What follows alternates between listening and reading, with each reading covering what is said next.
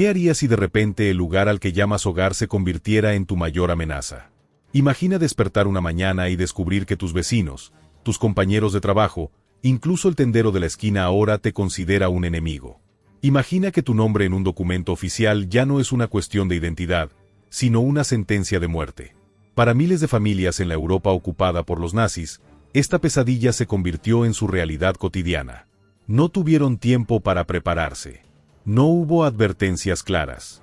Solo un día normal que, de pronto, se transformó en el primero de muchos días escondidos en la oscuridad.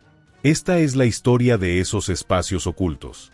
De habitaciones tras paredes falsas, de áticos silenciosos, de sótanos húmedos y oscuros. Es la historia de personas comunes que, de un día para otro, tuvieron que desaparecer del mundo a plena vista. Personas que vivieron meses, incluso años, conteniendo la respiración cada vez que escuchaban pasos en el exterior. Familias enteras que redujeron su existencia a unos pocos metros cuadrados, donde el más mínimo ruido podía significar la diferencia entre la vida y la muerte. Las palabras de Ana Frank, quizá la más conocida de estas personas escondidas, resuenan a través del tiempo. Durante el día debemos movernos con cuidado, hablar en susurros, y por la noche, cuando podríamos movernos con libertad, debemos quedarnos quietos para no hacer ruido. Lo que Ana no sabía mientras escribía estas líneas es que su experiencia, aunque única, formaba parte de un fenómeno mucho más amplio. En toda Europa, miles de personas vivían experiencias similares, cada una con sus propias particularidades, pero unidas por un hilo común: la lucha por sobrevivir en un mundo que había decidido que no merecían existir. Estas son sus historias. La familia Levin vivía en Varsovia, Polonia. Jacob, el padre, era un respetado relojero. Su esposa, Sara, enseñaba piano a niños del barrio. Sus hijos, David de 14 años y Rachel de 10, asistían a la escuela local. Eran, en todos los aspectos, una familia normal, parte integral de su comunidad. Hasta que llegó septiembre de 1939. Jacob recuerda el momento con claridad.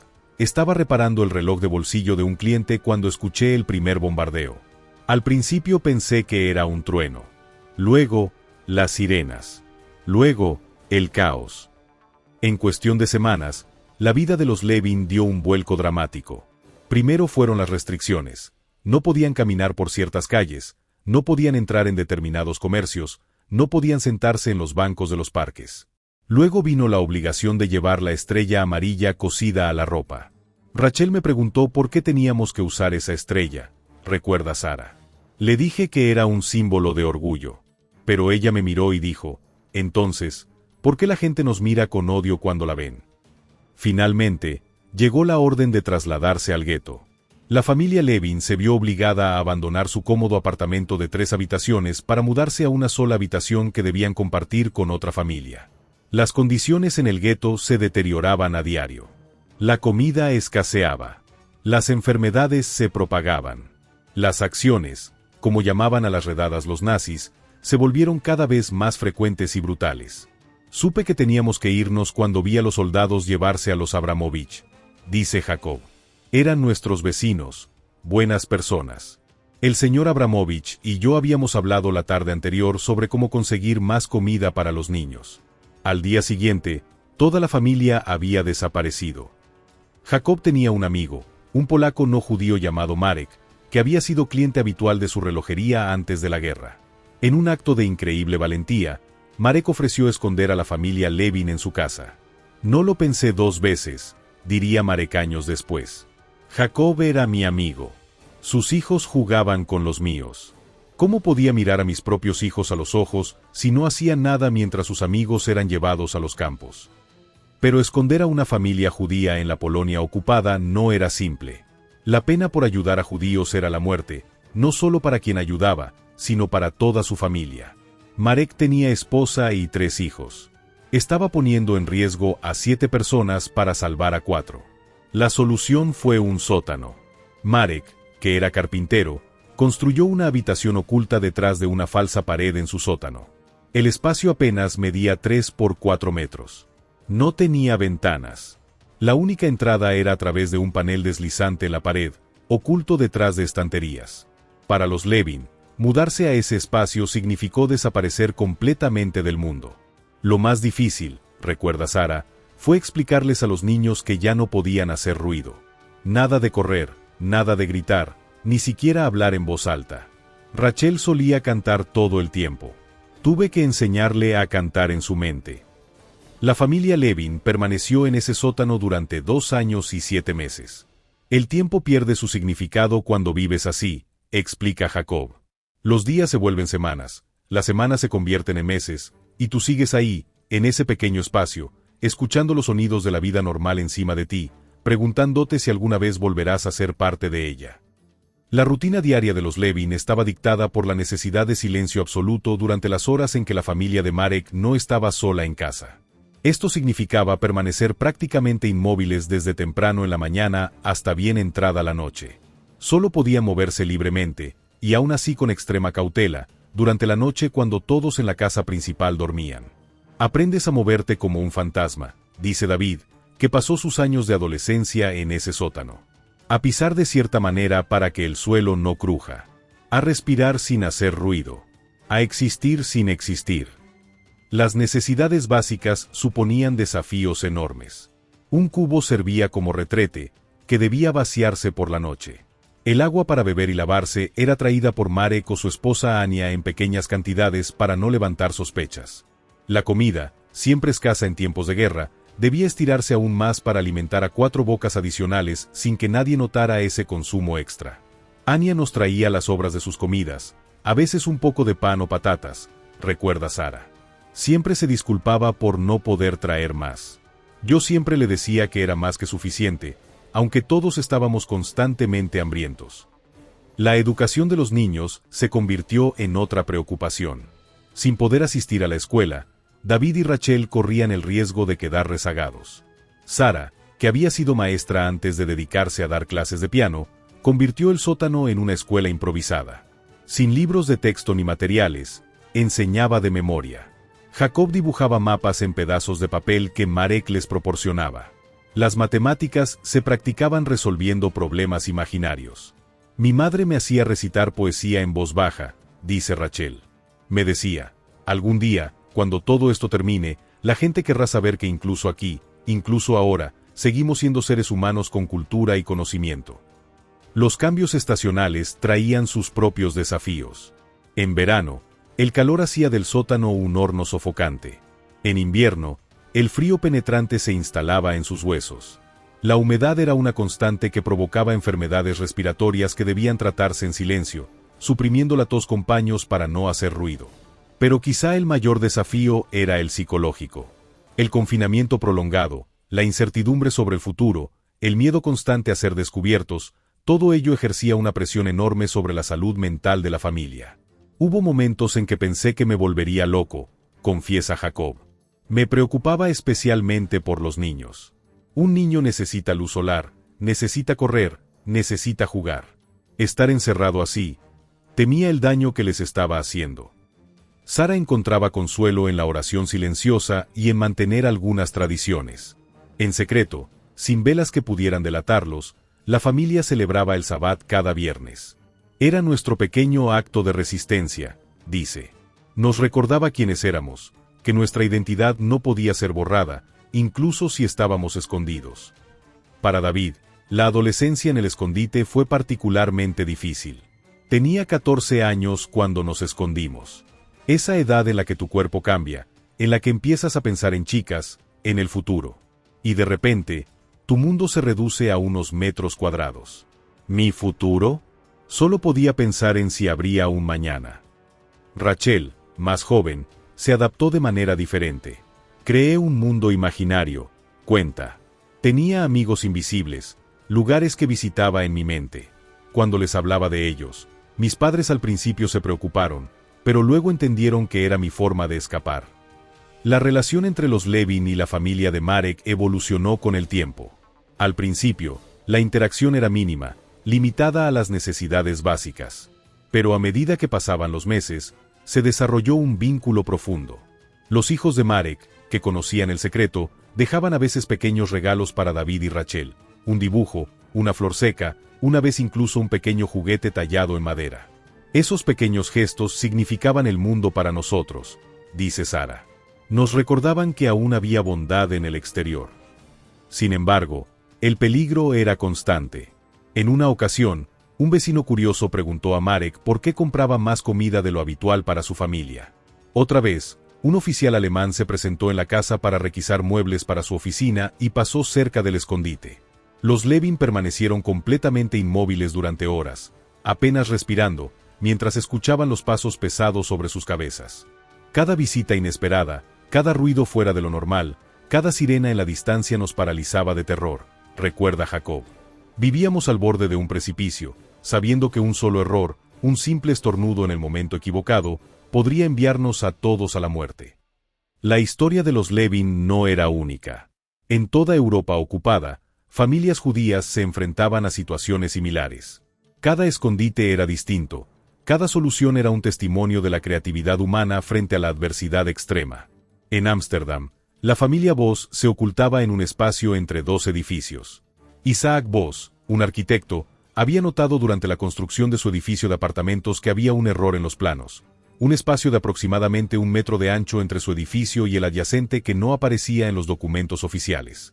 Cuando las persecuciones comenzaron, Isaac convirtió ese espacio en un refugio vertical para su familia de 5 miembros. Era como vivir en una chimenea, describe su hija Miriam. Podíamos subir y bajar, pero apenas podíamos darnos la vuelta. Dormíamos de pie, apoyados unos contra otros. La familia Bos permaneció en ese espacio durante 11 meses, saliendo solo por las noches para estirar las piernas en el apartamento vacío de Isaac, que oficialmente había sido confiscado por las autoridades alemanas. En Francia, los hermanos Dupont, agricultores en la región de Normandía, ocultaron a la familia Klein en un silo de grano modificado. El silo tenía un sistema de doble fondo, explica Maurice Dupont. Desde fuera, parecía lleno de grano, pero debajo había un espacio donde la familia podía vivir. Cuando venían inspectores alemanes, simplemente les mostrábamos el grano y nunca sospecharon que había 7 personas viviendo debajo. El clima húmedo y el polvo constante hicieron que todos los miembros de la familia Klein desarrollaran problemas respiratorios crónicos que persistirían mucho después de la guerra. En Bélgica, el convento de Santa María en Bruselas aparentaba ser simplemente un lugar de oración y educación. En realidad, las monjas habían convertido parte del sótano y varios espacios ocultos detrás de la capilla en refugios para docenas de niños judíos. La Madre Superiora, Sor Agnès, había desarrollado un elaborado sistema de alertas tempranas con la ayuda de comerciantes locales que avisaban cuando se aproximaban inspecciones alemanas. Nos enseñaron canciones católicas y oraciones, recuerda Elise Bernstein, que tenía 8 años cuando fue llevada al convento. Nos dijeron que si alguien preguntaba, debíamos decir que éramos huérfanos de guerra. En cierto modo, muchos de nosotros lo éramos ya, aunque no lo sabíamos todavía. Estas historias de escondites nos muestran la increíble capacidad humana para adaptarse, para encontrar espacios de vida en los márgenes, para existir donde supuestamente no hay existencia posible. Pero también nos hablan de los costos psicológicos y físicos de vivir al margen, de la cicatriz profunda que deja en el alma el tener que negar la propia identidad para sobrevivir. Como dijo una vez Primo Levi, sobreviviente de Auschwitz, quien ha sido torturado, torturado permanece. De manera similar, podríamos decir que quien ha vivido escondido, parte de él permanece siempre en las sombras, incluso décadas después de haber regresado a la luz. Para los niños, esta experiencia fue particularmente formativa. Muchos de ellos pasaron años cruciales de su desarrollo en condiciones de extrema restricción, sin interacción social normal, sin juego libre, sin educación formal. Mi infancia quedó suspendida, dice Rachel Levin. Cuando finalmente pudimos salir, yo tenía casi 13 años. Pero emocionalmente seguía siendo en muchos aspectos la niña de 10 que entró en aquel sótano. Y sin embargo, en otros aspectos, había envejecido décadas en aquellos años. David Levin añade, aprendí a leer el estado de ánimo de mis padres por la forma en que respiraban. Podía saber si estaban asustados, tristes o esperanzados sin que dijeran una palabra. Desarrollas una sensibilidad especial en esas circunstancias. No sé si es un don o una carga. Los adultos también fueron profundamente afectados. Muchos desarrollaron lo que hoy reconoceríamos como trastorno de estrés postraumático. Los sobresaltos ante ruidos fuertes, la ansiedad en espacios pequeños, o paradójicamente, el miedo a los espacios abiertos después de años de confinamiento, se convirtieron en compañeros habituales para muchos de los que sobrevivieron ocultos. Durante años después de la guerra, confiesa Jacob Levin, no podía dormir si la puerta de nuestra habitación estaba cerrada. Necesitaba saber que podía salir en cualquier momento.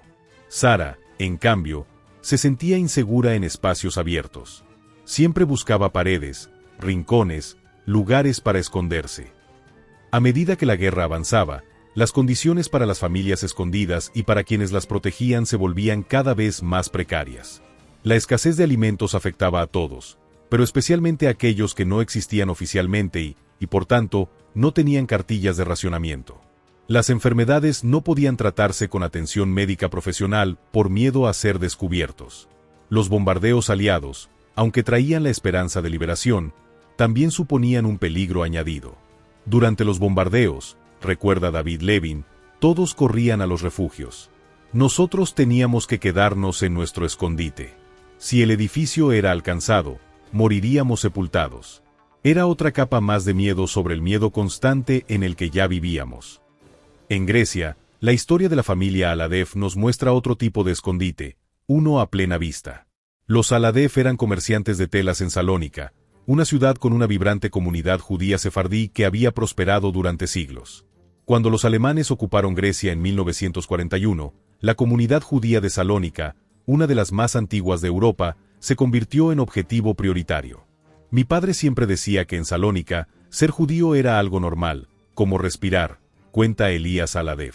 Nuestro idioma, el ladino, se escuchaba en las calles junto al griego. Nuestras tradiciones eran parte del tejido cultural de la ciudad. Nunca imaginamos que todo eso pudiera desaparecer. Pero desapareció. En 1943, la mayoría de los judíos de Salónica fueron deportados a Auschwitz. La familia Aladev, sin embargo, encontró una vía de escape inusual gracias a Costas, un policía griego que era amigo de la familia. Costas vino a mi padre y le dijo: «Moisés, no puedes esconderte en Salónica. Aquí todos te conocen. Pero tengo familia en una aldea de montaña donde nadie ha visto a un judío en su vida. No sabrán quién o qué eres». Así comenzó la transformación de los Aladev. Moisés, su esposa Esther y sus 3 hijos, Elías, Rebeca y el pequeño Samuel, se convirtieron en los Alexiou, una familia cristiana ortodoxa desplazada por los combates. Tuvieron que aprender nuevas costumbres, nuevas formas de hablar, incluso nuevas maneras de moverse y gesticular. Mi madre nos hacía practicar frente a un espejo, recuerda Rebeca. Nos decía: no muevas las manos cuando hablas, no uses esas expresiones, olvida las palabras en ladino. Teníamos que desaprender quiénes éramos. La familia se trasladó a Castoria, un pequeño pueblo en las montañas del norte de Grecia. Allí, vivieron como refugiados cristianos, participando incluso en servicios religiosos para mantener su cobertura. Los niños fueron enviados a la escuela local, algo extremadamente arriesgado pero necesario para mantener la apariencia de normalidad. Cada mañana al ir a la escuela, mi madre me advertía: «Recuerda quién se supone que eres», dice Elías.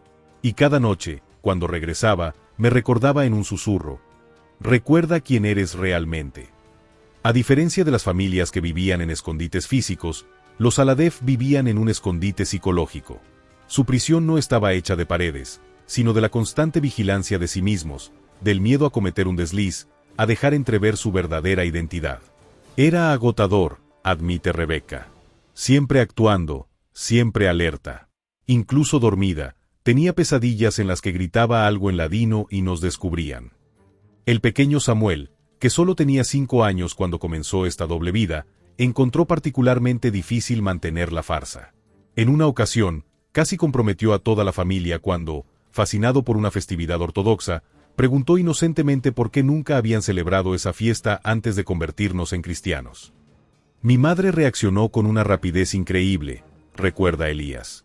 Dijo que en nuestra ciudad natal celebrábamos de manera diferente. Luego, en casa, nos dio una larga charla sobre lo peligrosas que podían ser las palabras descuidadas. Samuel lloró toda la noche.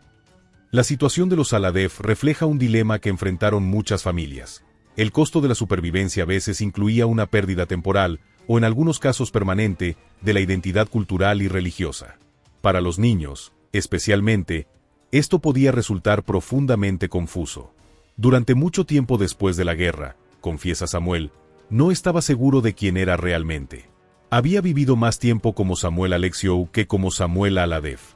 Mis recuerdos más tempranos eran de rezar en una iglesia, no en una sinagoga. Tuve que redescubrir mi identidad judía después de la liberación. Los Aladef sobrevivieron a la guerra y finalmente emigraron a Israel. Pero las cicatrices de su doble vida permanecieron. Moisés nunca volvió a ser el hombre extrovertido y alegre que había sido en Salónica. Esther desarrolló un trastorno de ansiedad severo. Los niños, aunque resilientes, llevaron consigo las lecciones de aquellos años. La desconfianza hacia los extraños, el hábito de medir cada palabra, la capacidad para detectar el peligro en los gestos más sutiles. Sobrevivimos, dice Elías. Pero algo en nosotros permaneció siempre escondido, incluso cuando ya era seguro salir a la luz. La historia de los Aladef nos muestra una forma diferente de ocultamiento, pero igualmente traumática en muchos aspectos. Su experiencia también resalta el papel crucial de los justos entre las naciones, aquellos no judíos que arriesgaron sus vidas para salvar a sus vecinos perseguidos. Costas, el policía griego que ayudó a los Aladef, pagó un precio terrible por su bondad. Fue denunciado por un colaboracionista, torturado por la Gestapo y finalmente ejecutado en 1944. Su familia también sufrió persecución. Su esposa e hija fueron enviadas a un campo de trabajo, aunque sobrevivieron a la guerra. Siempre me pregunto si Costas pensó que valió la pena, reflexiona Moisés en sus memorias. Sí, en sus últimos momentos, sintió que nuestra supervivencia justificaba su sacrificio. Es una deuda que nunca podremos pagar, un peso que llevamos con nosotros. En Polonia, la familia Rosenberg presenta otro caso de ocultamiento a plena vista, pero con un giro adicional. A diferencia de los Aladef, que pretendían ser una familia cristiana completa, los Rosenberg utilizaron una estrategia de dispersión. Leon Rosenberg era médico en Lodz. Cuando se estableció el gueto, utilizó sus contactos profesionales para obtener documentos falsos que identificaban a su esposa Eva como cristiana. Con estos papeles, Eva pudo establecerse en el lado ario de la ciudad y encontrar trabajo como ama de llaves en la casa de un industrial alemán. Mi madre estaba literalmente trabajando para el enemigo, explica Ruth Rosenberg. Cuidaba la casa de un hombre que probablemente jamás hubiera permitido que una judía tocara sus pertenencias si hubiera conocido su verdadera identidad. Mientras tanto, León y sus dos hijos, Ruth y Simon, permanecieron en el gueto hasta 1942. Cuando comenzaron las deportaciones masivas, León hizo un movimiento desesperado. Envió a sus hijos, uno por uno, al lado ario, donde Eva los colocó en hogares diferentes. Ruth, que tenía 12 años, fue acogida por una familia de campesinos a las afueras de Lodz, presentada como la sobrina huérfana de Eva. Simon, de 8 años, fue llevado a un orfanato católico donde las monjas conocían su verdadera identidad pero lo protegieron. León permaneció en el gueto, utilizando sus habilidades médicas para mantenerse útil a los ojos de los alemanes durante el mayor tiempo posible. Finalmente, también escapó, utilizando un pasaje subterráneo que los trabajadores del saneamiento habían descubierto. Se ocultó en el desván de una clínica veterinaria gestionada por un antiguo estudiante suyo. Nuestra familia estaba dispersa en 4 lugares diferentes, explica Ruth. No sabíamos si los demás estaban vivos o muertos. Vivíamos con la incertidumbre constante, pero también con la esperanza de que al menos algunos de nosotros sobreviviríamos. Esta estrategia de dispersión era común entre las familias que disponían de los recursos y contactos necesarios para implementarla. Aunque aumentaba las posibilidades de que al menos algunos miembros sobrevivieran, imponía una carga psicológica enorme, especialmente en los niños separados de sus padres y entre sí. Yo le rezaba a Dios todas las noches, pidiéndole que mantuviera a mi hermano y mis padres con vida, recuerda Ruth. La familia campesina que me acogió era amable, pero yo sabía que no era mi verdadera familia. Me sentía como un fantasma, como alguien que no debería existir. Simon, más joven, tuvo una experiencia diferente en el orfanato. Demasiado pequeño para entender completamente la situación, se adaptó mejor a su nuevo entorno. Las monjas me querían, dice. Me enseñaron sus oraciones, y yo las aprendí. Con el tiempo, casi olvidé que no había nacido en esa fe. Mi hermana dice que eso fue una traición a nuestros padres, pero yo creo que fue simplemente la manera en que un niño sobrevive. Esta adaptación de los niños a sus nuevas circunstancias, a veces incluso a nuevas identidades religiosas, fue un fenómeno común que creó complejas situaciones después de la guerra. Muchos niños judíos criados como cristianos durante años se negaron a regresar a sus familias biológicas o a su fe ancestral. Algunos ni siquiera sabían que eran judíos, ya que habían sido colocados en familias cristianas siendo bebés. Después de la guerra, cuenta León en sus memorias, cuando finalmente encontramos a Simon, él se persignaba antes de comer. Eva lloró cuando lo vio hacer eso. Yo le dije, deja que el niño rece como le enseñaron. Al menos está vivo para rezar. Con el tiempo, volvió a aprender nuestras tradiciones, pero nunca le pedimos que olvidara a las personas que lo protegieron ni las enseñanzas que le dieron. Los Rosenberg tuvieron más suerte que muchas familias. Los 4 sobrevivieron a la guerra y pudieron reunirse en 1945.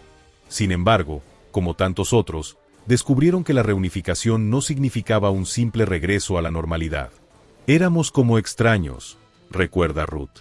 Habíamos vivido experiencias tan diferentes, habíamos cambiado tanto. Tuvimos que aprender a ser una familia de nuevo. Y nunca volvimos a ser la familia que fuimos antes de la guerra. Esa familia había desaparecido para siempre. En Holanda, la familia Van Pels, cuyo nombre fue cambiado a Van Daan en el diario de Ana Frank, compartió el famoso anexo secreto con la familia Frank y Fritz Pfeffer. Hermann Van Pels había sido socio de negocios de Otto Frank, y cuando llegaron las órdenes de deportación, las dos familias decidieron ocultarse juntas. Peter Van Pels, que tenía 16 años cuando entraron en el escondite, ofrece en sus cartas posteriores una perspectiva adolescente de la vida oculta. Lo peor no era el miedo, aunque el miedo era constante. Lo peor era el aburrimiento, la monotonía. Día tras día, sin cambios, sin nada nuevo, sin nada que esperar excepto quizás el fin de la guerra en algún futuro distante. La experiencia de Peter ejemplifica un aspecto poco discutido de la vida en los escondites, el tedio aplastante.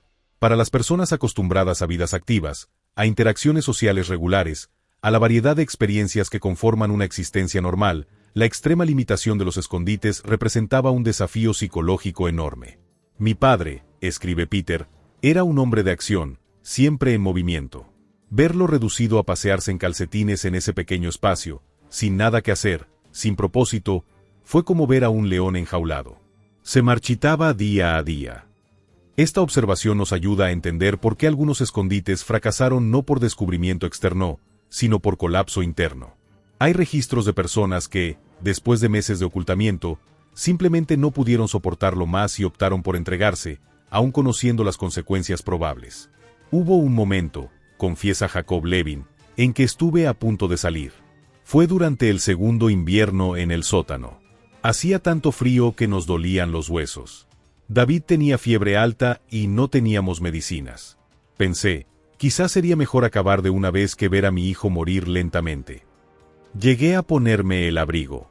Fue Sara quien me detuvo. No dijo nada, solo me miró con esos ojos, y yo supe que no podía rendirme. La desesperación que Jacob describe fue común en muchos escondites. La impotencia ante la enfermedad de un ser querido, especialmente un hijo, ponía a prueba incluso a los espíritus más fuertes. Sin acceso a atención médica, las familias desarrollaban sus propios remedios o dependían de los conocimientos tradicionales transmitidos por generaciones. Mi abuela había sido una especie de curandera en nuestro pueblo, cuenta Sara. Me enseñó sobre hierbas y remedios caseros. Nunca pensé que esos conocimientos serían tan importantes. Para la fiebre de David, convencí a Marek de conseguir vinagre. Empapé paños y los coloqué en su frente y pecho. Para su tos, hicimos infusiones de cebolla. No era medicina moderna, pero era lo que teníamos. La salud mental era otro desafío constante. El confinamiento prolongado, la falta de privacidad, la tensión constante y el miedo crónico creaban condiciones ideales para el desarrollo de trastornos psicológicos. Mi madre, recuerda Rachel Levin, tenía días en que simplemente se sentaba y miraba la pared durante horas. No hablaba, apenas comía. Ahora creo que estaba deprimida, pero entonces solo sabíamos que mamá estaba teniendo uno de sus días malos. Papá nos hacía estar especialmente quietos esos días. Las dinámicas familiares también cambiaban bajo la presión del confinamiento. Los roles tradicionales a veces se invertían, con niños asumiendo responsabilidades de adultos y viceversa. Mi padre era un hombre fuerte, un líder en nuestra comunidad, dice Simon Rosenberg. Pero durante esos años en el desván de la clínica veterinaria, se volvió casi infantil en su dependencia del Dr. Kowalski, el veterinario que lo ocultaba. Necesitaba constante tranquilidad. Constantemente preguntaba si todo estaba bien. Y Kowalski, que era mucho más joven, lo trataba como a un padre anciano. Es extraño cómo cambian las relaciones cuando vives al borde del abismo.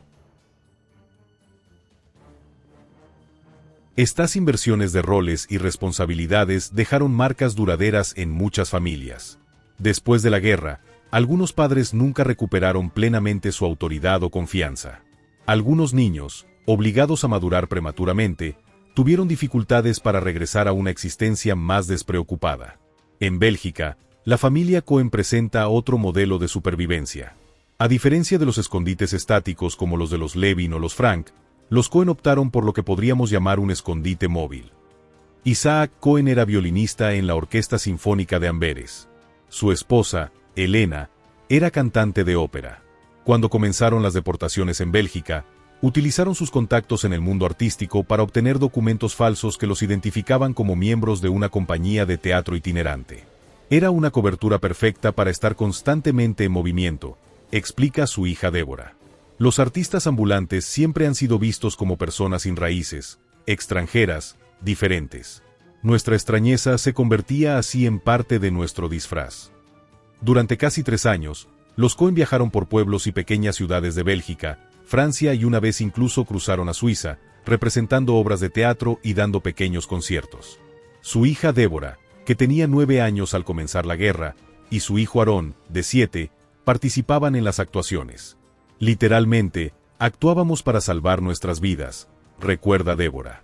Y lo irónico es que teníamos que ser buenos, realmente buenos.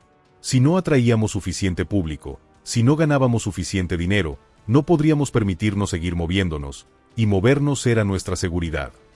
La vida itinerante tenía ventajas y desventajas. Por un lado, estaban menos expuestos al escrutinio prolongado que podría haber revelado inconsistencias en su historia.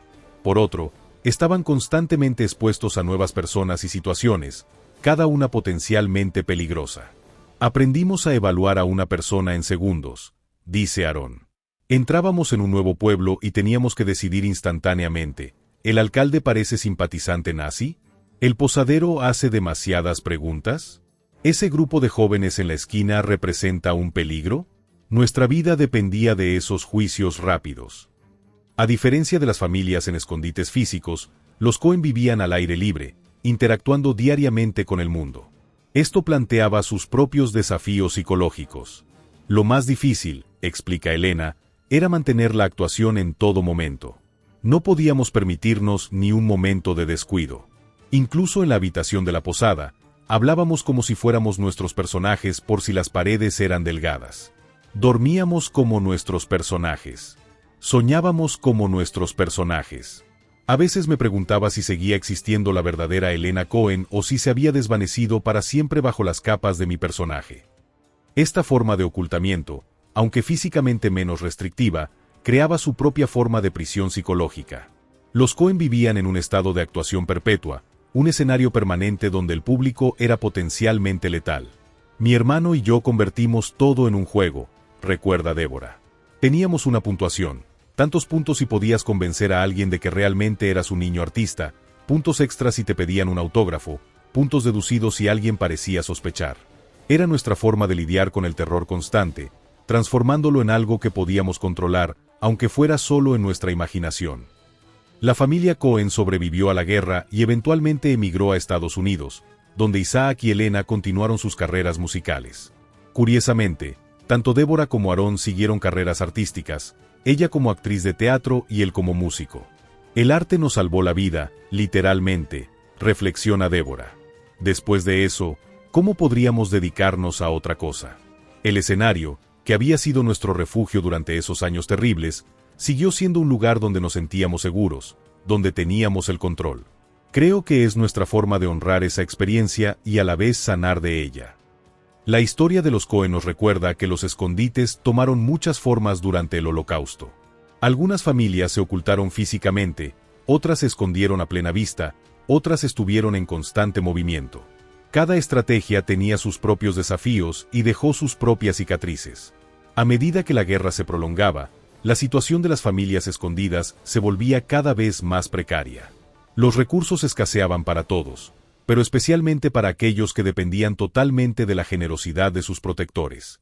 Las redes de apoyo se debilitaban a medida que más personas eran arrestadas o deportadas. El hambre se volvía un compañero constante. El hambre te cambia, reflexiona Sarah Levin. Al principio sientes un dolor agudo, casi insoportable. Luego, ese dolor se convierte en una especie de zumbido constante en el fondo de tu mente. Finalmente, te acostumbras. Tu cuerpo se adapta, pero tu mente nunca olvida lo que es estar verdaderamente hambriento. En el invierno de 1944 a 1945, conocido como el invierno del hambre en los Países Bajos, la situación alcanzó niveles críticos. El bloqueo alemán de los suministros de alimentos, combinado con un invierno excepcionalmente duro, llevó a la inanición generalizada. Para las familias escondidas, que no tenían acceso a las ya escasas raciones oficiales, la situación era desesperada. Comíamos cosas que jamás hubiera imaginado poder comer, recuerda Peter Van Pels. Bulbos de tulipán, que sabían terriblemente amargos. Pan hecho con aserrín. Una vez, Miep, una de las personas que ayudaba a la familia, nos trajo un gato que había atropellado un coche. Lo cocinamos y lo comimos, y nos sentimos afortunados por tener carne. Irónicamente, este empeoramiento general de las condiciones a veces ayudaba a las personas escondidas a pasar desapercibidas. Cuando todos estaban hambrientos y desesperados, el comportamiento inusual o la apariencia demacrada llamaban menos la atención. En cierto modo, explica Jacob Levin, el sufrimiento general nos proporcionaba una especie de camuflaje. Todo el mundo estaba delgado, todo el mundo estaba pálido, todo el mundo tenía esa mirada de desesperación. Ya no destacábamos tanto. Sin embargo, el hambre y las privaciones físicas eran solo una parte del desafío. A medida que la guerra se prolongaba, el agotamiento mental y emocional se volvía cada vez más problemático. La esperanza inicial de que el conflicto sería breve había dado paso a una resignación sombría. Cada día se convertía en una batalla no solo por la supervivencia física, sino también por mantener la cordura. El tiempo es el enemigo más insidioso, escribió Ana Frank en su diario. Esta observación refleja un sentimiento común entre las personas escondidas. Los días se convertían en semanas, las semanas en meses, los meses en años, y el fin seguía siendo incierto. Para combatir este enemigo, muchas familias desarrollaron rutinas elaboradas, creando estructura en vidas que de otro modo estarían definidas únicamente por la espera y el miedo. Mi padre insistía en que mantuviéramos horarios regulares, recuerda Rachel Levin. Nos despertábamos a la misma hora cada día, aunque no teníamos que ir a ninguna parte. Teníamos horas designadas para las clases, para leer, incluso para el ejercicio silencioso. Limpiábamos nuestro pequeño espacio como si fuera un palacio. Era su forma de mantener un sentido de normalidad, de dignidad. Este enfoque en mantener rutinas y estructuras parece haber sido un factor crucial en la resistencia psicológica. Las familias que lograron establecer y mantener alguna forma de vida cotidiana estructurada, por artificial que fuera, generalmente sobrellevaron mejor los aspectos psicológicos del confinamiento prolongado. Sin embargo, incluso con las rutinas más cuidadosamente mantenidas, los efectos psicológicos del aislamiento prolongado eran profundos. Muchas personas desarrollaron comportamientos obsesivos, fobias específicas o trastornos de ansiedad que persistirían mucho después de la guerra. Mi madre, cuenta Simon Rosenberg, desarrolló lo que hoy probablemente se diagnosticaría como trastorno obsesivo-compulsivo. Contaba constantemente el número de pasos que daba en la habitación, el número de cucharadas en cada comida, el número de veces que mi padre tosía durante la noche.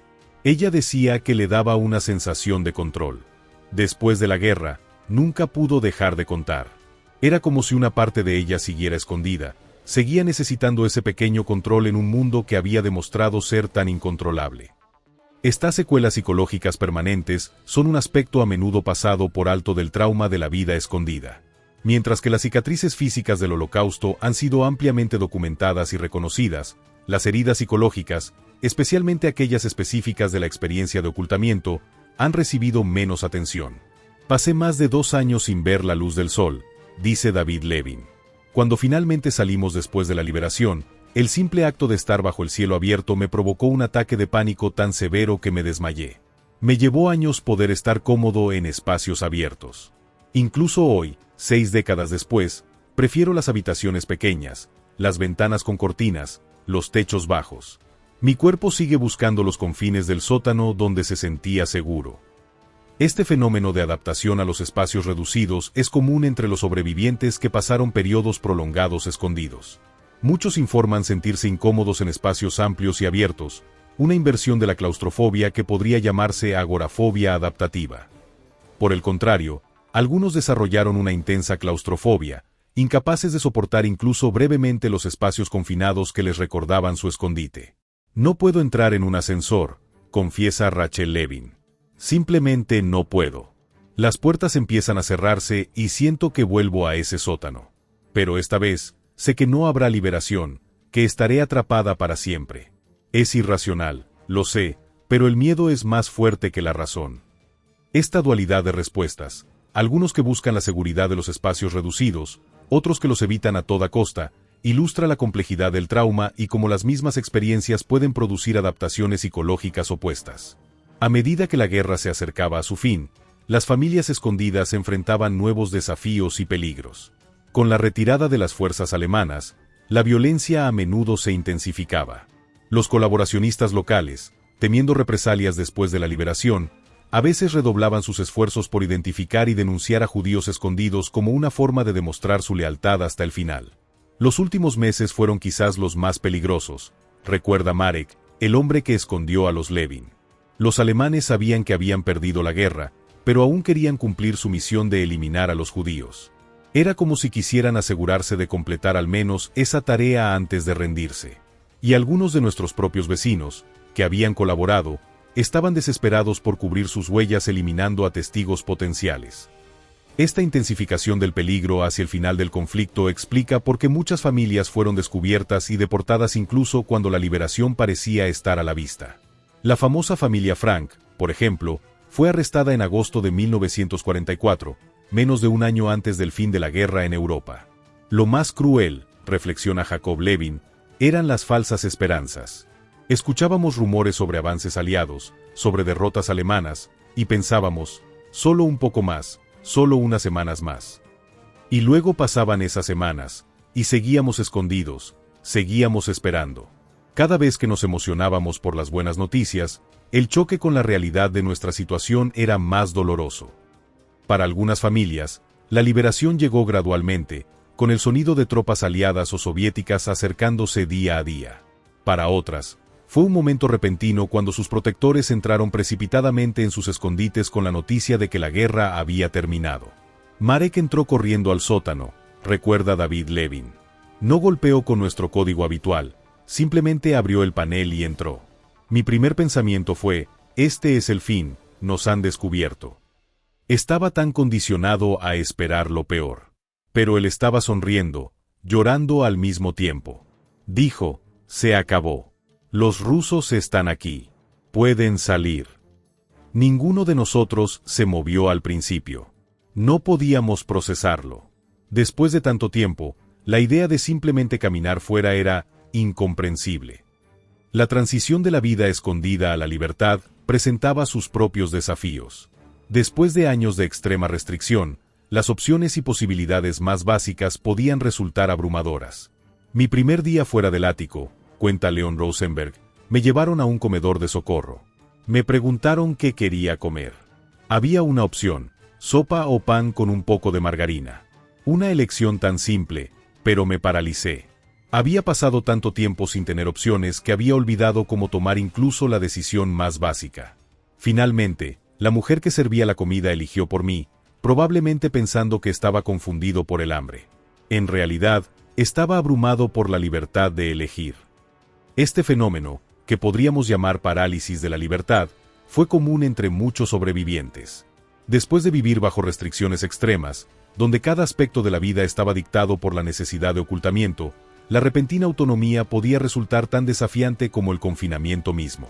Para las familias que habían sido separadas como parte de su estrategia de supervivencia, la liberación trajo consigo la ansiosa búsqueda de seres queridos. No todas estas búsquedas tuvieron un final feliz. Pasé 3 meses buscando a mi familia después de la guerra, recuerda Eva Rosenberg. Registré cada lista de sobrevivientes, visité cada campo de refugiados en la zona. Encontré a Simon relativamente rápido, a través de las monjas que lo habían protegido. Pero cada día sin noticias de León y Ruth, la esperanza se desvanecía un poco más. Finalmente, Eva encontró a León a través de un antiguo colega médico. Ruth, sin embargo, había contraído tifus justo antes de la liberación y había muerto en la granja donde estaba escondida. La familia Rosenberg, como tantas otras, se reunió incompleta. Cuando finalmente nos reunimos, León, Simon y yo, recuerda Eva, nos sentamos en una habitación y simplemente nos miramos. Debería haber sido un momento de alegría pura, pero estaba teñido por la ausencia de Ruth. Y además, éramos casi extraños entre nosotros. Simon apenas recordaba a su padre. León parecía 20 años mayor. Yo me sentía como una mujer diferente de la que había sido 3 años antes. Tuvimos que aprender a ser una familia de nuevo, y siempre con ese espacio vacío donde debería haber estado Ruth. Esta experiencia de reunificación compleja fue común. Las familias habían cambiado durante los años de separación. Los niños habían crecido en entornos muy diferentes, a veces con valores y creencias distintos a los de sus padres.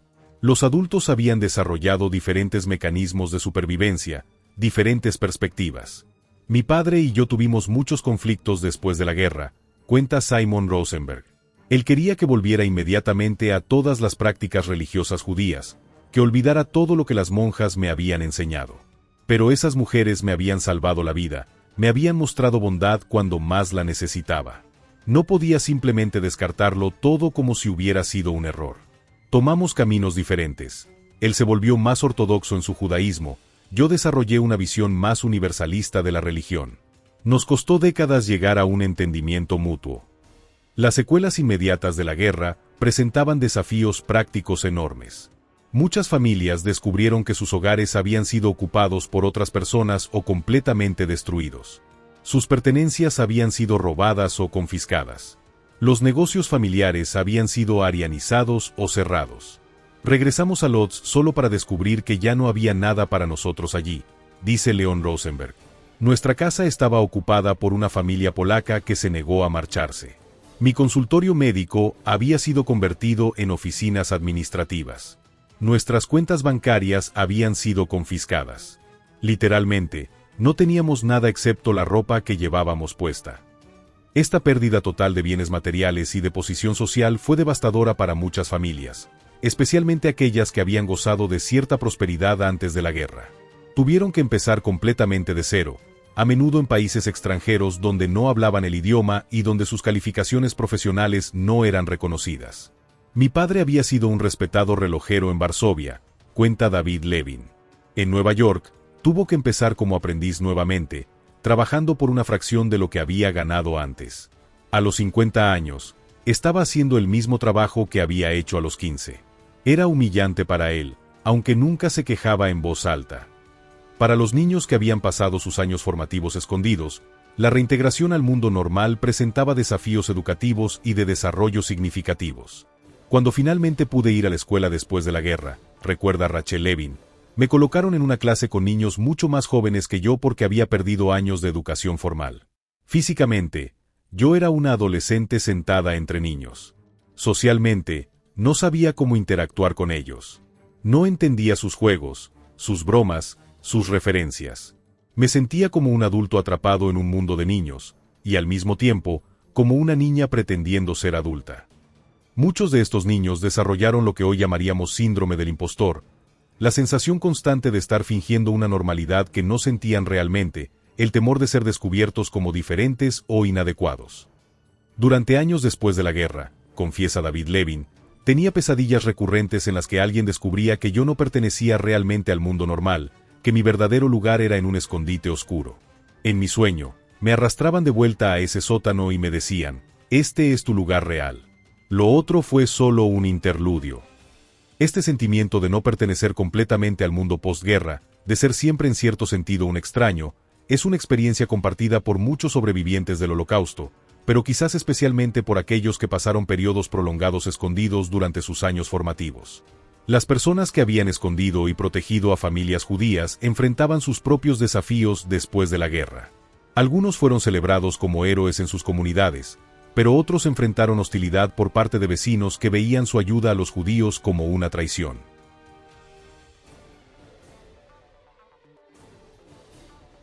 Después de la guerra, cuenta Marek, algunos en nuestro vecindario nos trataban como si hubiéramos hecho algo vergonzoso. Un vecino incluso me dijo: deberías haber dejado que se los llevaran, ahora volverán y reclamarán sus propiedades. Como si la única razón para salvar vidas humanas fuera el cálculo económico. En algunos países de Europa del Este, donde el antisemitismo persistió fuertemente incluso después del Holocausto, hubo casos de personas que fueron agredidas o incluso asesinadas por haber ayudado a judíos durante la guerra. Este triste fenómeno llevó a muchos justos entre las naciones a mantener en secreto sus acciones durante años o décadas. Marek nunca habló públicamente de lo que había hecho por nosotros, dice Jacob Levin. No fue hasta los años 60, cuando nos establecimos en Israel y pudimos traerlo para que fuera reconocido por Yad Vashem, el memorial oficial israelí a las víctimas del Holocausto, que su historia se hizo pública. Incluso entonces, estaba nervioso por la atención, preocupado por cómo reaccionarían sus vecinos en Polonia. A pesar de estos desafíos de posguerra, muchas de las familias que sobrevivieron ocultas lograron eventualmente reconstruir sus vidas. Algunos encontraron nuevos hogares en Israel, otros en Estados Unidos, Canadá, Australia, Sudamérica o en diferentes partes de Europa donde el antisemitismo parecía menos amenazante. Nunca volvimos a Polonia, dice Jacob Levin. ¿Cómo podríamos? Era un cementerio para nosotros, y además, todavía había polacos viviendo en nuestra antigua casa, usando nuestros muebles, llevando las joyas de Sara. Elegimos América para empezar una nueva vida, para que los niños pudieran crecer en un lugar donde ser judío no significara esconderse. Para muchos sobrevivientes, el verdadero proceso de curación comenzó con la creación de nuevas familias. Tener hijos después del Holocausto se convirtió en una forma de resistencia final, una afirmación de que la vida continuaba a pesar de los intentos de aniquilación. Cuando nació mi primer hijo en 1950, recuerda Sarah Levin, sentí que finalmente habíamos ganado realmente. Hitler quería eliminar a los judíos de la faz de la tierra. Pero aquí estaba este bebé, un nuevo judío en el mundo. Cada niño judío nacido después del Holocausto es una victoria contra lo que intentaron hacernos. Sin embargo, incluso esta creación de nuevas familias estaba marcada por las experiencias del pasado. Muchos sobrevivientes desarrollaron estilos de paternidad afectados por sus traumas. Como padre, reconoce David Levin, era extremadamente protector con mis hijos. No podía soportar que estuvieran fuera de mi vista por mucho tiempo. Les enseñé desde muy pequeños qué hacer en caso de emergencia, dónde esconderse si era necesario. Mi esposa me decía que les estaba transmitiendo mis miedos. Probablemente tenía razón, pero no podía evitarlo. El mundo me había enseñado una lección que nunca pude desaprender, que el peligro puede llegar en cualquier momento y hay que estar preparado.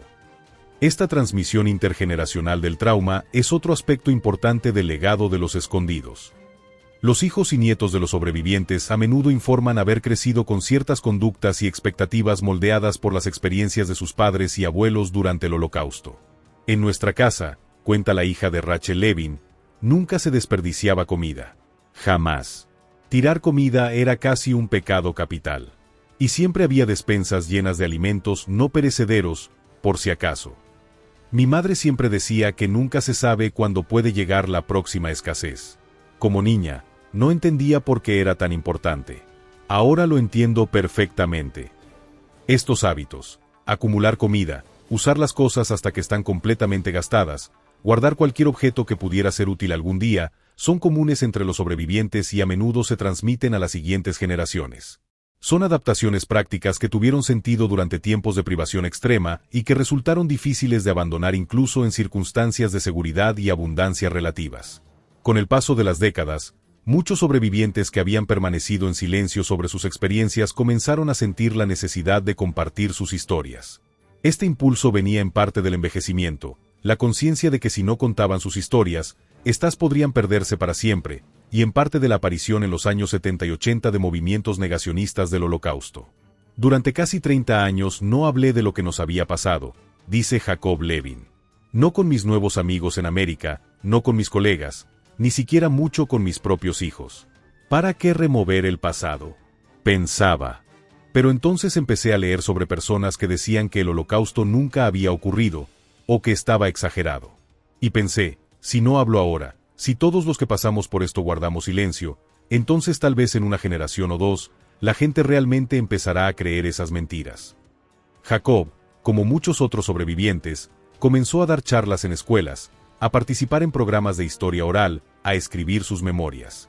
Este acto de testimonio se convirtió para muchos en una parte importante de su proceso de curación personal y en una responsabilidad moral hacia las futuras generaciones.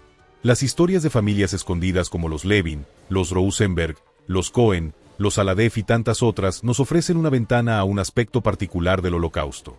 La experiencia de aquellos que sobrevivieron no en los campos, sino en los márgenes de la sociedad, ni completamente dentro ni completamente fuera, existiendo en espacios liminales e identidades provisionales. Sus experiencias nos recuerdan la extraordinaria capacidad humana para la adaptación en circunstancias extremas, pero también los costos profundos y duraderos de tal adaptación.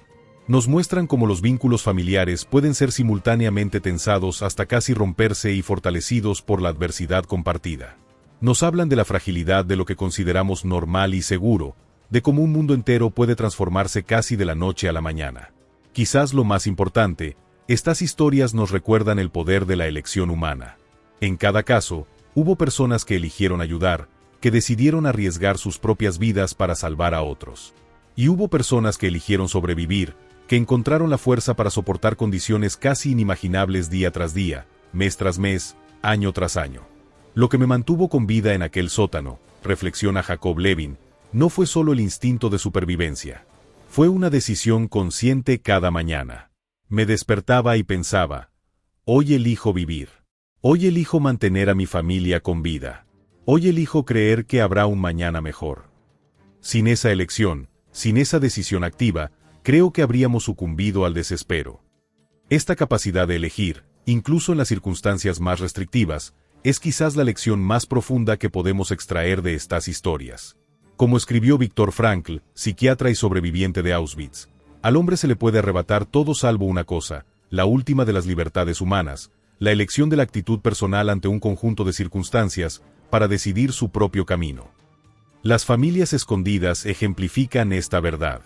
Privadas de casi todas las libertades externas, encontraron y ejercieron la libertad interior de elegir cómo responder a su situación, cómo relacionarse entre ellos, cómo mantener su humanidad en condiciones diseñadas para destruirla.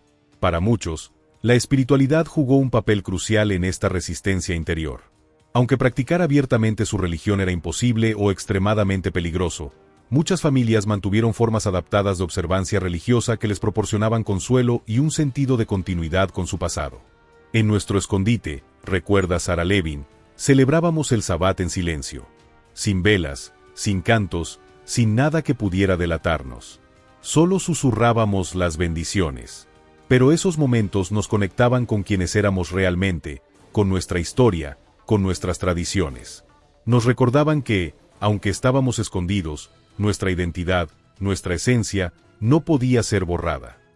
Para otros, fue la cultura, el conocimiento, el intelecto lo que proporcionó un refugio interior. Eva Rosenberg, que había sido maestra antes de la guerra, organizaba escuelas improvisadas para Simon en sus breves encuentros, enseñándole matemáticas, historia, literatura. El conocimiento, explica, era lo único que no podían quitarnos. Podían tomar nuestras casas, nuestras posesiones, incluso separarnos físicamente. Pero lo que sabíamos, lo que habíamos aprendido, eso permanecía con nosotros. Enseñar a Simon, aunque fuera en esas circunstancias tan limitadas, era mi forma de asegurarme de que tendría futuro, de que el mundo que conocíamos no desaparecería completamente. La creatividad también se convirtió en una forma crucial de supervivencia psicológica. Los niños en particular encontraban formas asombrosas de crear juegos, historias e incluso arte en los confines de sus escondites. Rachel creaba títeres con trozos de tela y botones, recuerda Sarah Levin. Ponía sus manos bajo una manta para amortiguar el ruido y representaba obras enteras para David.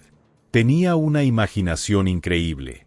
Creó personajes, historias continuas que se desarrollaban día a día.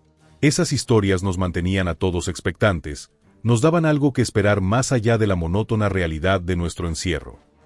Estos actos de imaginación y creatividad representaban una forma de resistencia psicológica, una negativa a permitir que las circunstancias externas determinaran completamente la experiencia interior. A veces, los escondites físicos se convertían en espacios de expresión creativa de formas sorprendentes. Las paredes del ático donde se escondió la familia Klein en Ámsterdam estaban cubiertas de dibujos hechos por su hijo Han, que tenía 12 años cuando entraron en la clandestinidad. Han dibujaba con los lápices de colores que le conseguía nuestro protector, explica su hermana Hannah. Al principio, dibujaba escenas de nuestro antes, nuestro apartamento, el parque donde jugábamos, nuestra escuela.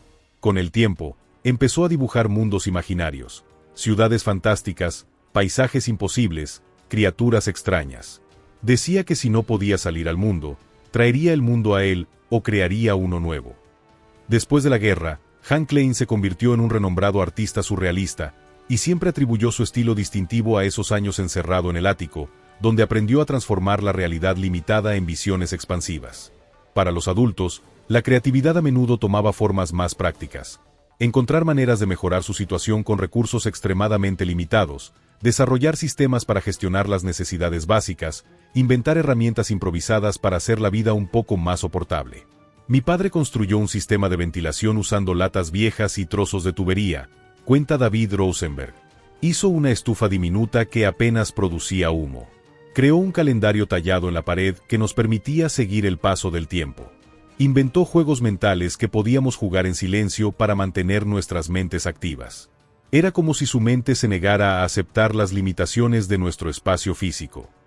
Esta capacidad para la improvisación creativa fue, en muchos casos, tan importante para la supervivencia como el valor físico o la resistencia psicológica. En las condiciones más adversas, la ingeniosidad humana encontró formas de crear pequeños espacios de confort, dignidad y hasta belleza. Con el tiempo, la mayoría de los sobrevivientes encontraron formas de integrar su experiencia en una narrativa de vida coherente, de encontrar significado en lo que habían sufrido y presenciado. Para algunos, este significado vino a través del compromiso con causas sociales y políticas. Para otros, a través de la creación de nuevas familias y comunidades. Para otros aún, a través del arte, la escritura o la educación. Después de todo lo que pasamos, reflexiona Rachel Levin, ahora una mujer anciana mirando hacia atrás en su larga vida, entendí que mi propósito era contar esta historia. No solo lo que nos hicieron, sino lo que nosotros hicimos, cómo nos adaptamos, cómo resistimos, cómo mantuvimos nuestra humanidad en condiciones inhumanas. Y lo más importante, cómo las personas ordinarias como Marek y su familia arriesgaron todo para ayudarnos. Esa es la parte de la historia que necesita ser recordada, que incluso en los momentos más oscuros, hubo luz. Hubo elección. Hubo bondad. Las historias de las familias escondidas nos ofrecen, en última instancia, una perspectiva única sobre la condición humana. Nos muestran tanto la profundidad de la crueldad humana como la altura del coraje humano. Nos hablan de la fragilidad de las estructuras sociales que damos por sentadas y de la notable tenacidad del espíritu humano. Como dijo Elie Wiesel, por el bien de los niños, por el bien del futuro, debemos contar estas historias. Las experiencias de los Levin, los Rosenberg, los Cohen, los Aladef y tantas otras familias que vivieron en las sombras durante aquellos años terribles merecen ser conocidas y recordadas. No solo como testimonio de un capítulo oscuro de la historia humana, sino como inspiración para enfrentar los desafíos presentes y futuros con la misma dignidad, ingenio y determinación que ellos demostraron. En un mundo que sigue viendo persecuciones, desplazamientos forzados y violencia basada en la identidad, estas historias resuenan con una relevancia inquietante. Nos recuerda nuestra responsabilidad colectiva de estar atentos contra el odio, de proteger a los vulnerables y de elegir la humanidad sobre la indiferencia. Como nos recuerda Jacob Levin, lo que aprendí en ese sótano es que la vida es frágil, pero también increíblemente resistente. Que el ser humano puede adaptarse a casi cualquier circunstancia, para bien o para mal. Y que las elecciones que hacemos, ayudar o dar la espalda, resistir o rendirse, odiar o amar, definen no solo nuestro destino individual sino el futuro colectivo que construimos juntos. En las palabras del Talmud, citadas por muchos supervivientes como un principio guía durante y después de sus años de ocultamiento, quien salva una vida, salva al mundo entero. Esta profunda verdad se manifestó literalmente en las acciones de quienes arriesgaron todo para esconder y proteger a sus vecinos perseguidos. El mundo que habitamos hoy está poblado por los descendientes de aquellos que fueron salvados. Sus hijos, nietos y bisnietos son testimonios vivientes del poder de la elección moral en momentos de crisis. Cada uno de ellos representa un universo de posibilidades que casi se perdió, una continuidad que casi se rompió, una luz que casi se extinguió. Y así, las historias de las familias escondidas no son solo recuerdos de un pasado doloroso, sino semillas de esperanza para el futuro. Nos desafían a preguntarnos, ¿Qué habríamos hecho en circunstancias similares? ¿Qué haríamos ahora si nuestros vecinos fueran perseguidos? ¿Cómo mantendríamos nuestra humanidad en condiciones que intentan destruirla? No hay respuestas fáciles a estas preguntas, y quizás esa sea la lección final que podemos extraer de estas historias, que la moralidad humana no es algo dado o garantizado, sino una práctica constante, una elección diaria, una responsabilidad que cada generación debe asumir nuevamente. Como dijo Anne Frank, quizás la más famosa de todas las personas que vivieron escondidas, a pesar de todo, creo en la bondad humana. Esa creencia, mantenida incluso en las circunstancias más oscuras, es quizás el legado más poderoso que nos han dejado aquellos que vivieron y sobrevivieron en los últimos refugios.